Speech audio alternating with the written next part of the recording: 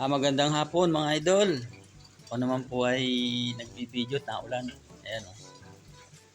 Ito po yung aking may bisita po ako. Mamaya na lang tayo. Ayan, naulan po mga idol. Lalabas po ako. Para natulo.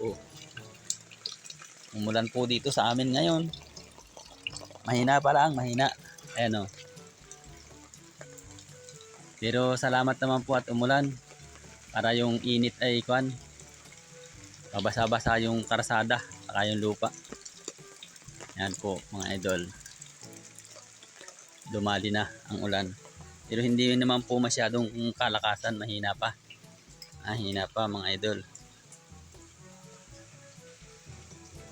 Yan po ang karsada basa na. Maanbon po dito sa amin. Muulan. Awan ko lang kung ito'y ibubuhos ng malakas. Yan ang usok. Ano ba yan? Yan ang usok naman. Nag-uuling pala si si Ison. Nag-uuling ng bao. Kaya pala mausok. Nag-uuling Ito po yung aking anak na Pugi. Anak, Pugi, shout out sa'yo. Si anak ko. Yan po yung aking anak na Junior. Junior ko po yan.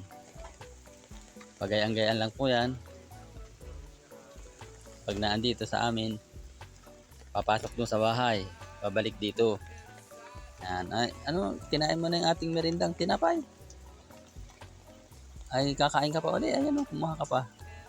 Meron pa dyan Meron pa yung tinapay. Sige, laksan mo naman yung ulan na yan. Para naman magkatubig man lang yung aking hukay. Wala nang tubig yung aking hukay sarado kating-kati. Ano ba naman yan? 60 feet.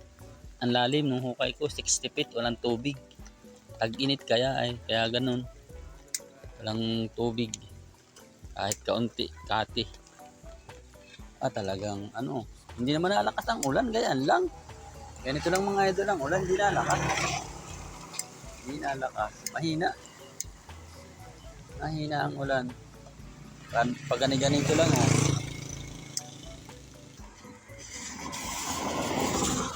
dami kong nadaan dito sa sakyan lalo na mamayang hapon, mga bandang alas 4:30, alas 5. Dami. Parang hindi yata lalakas yung ambon Tutoy. Parang hindi lalakas nawawala na yung ambon Oo nga, ganyan lang. Mahina. Pero ayos naman at nabasa yung karsada, nawala ang init.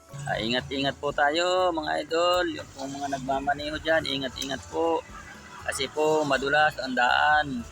Naulan po. Ingat po kayo mga ka-idol.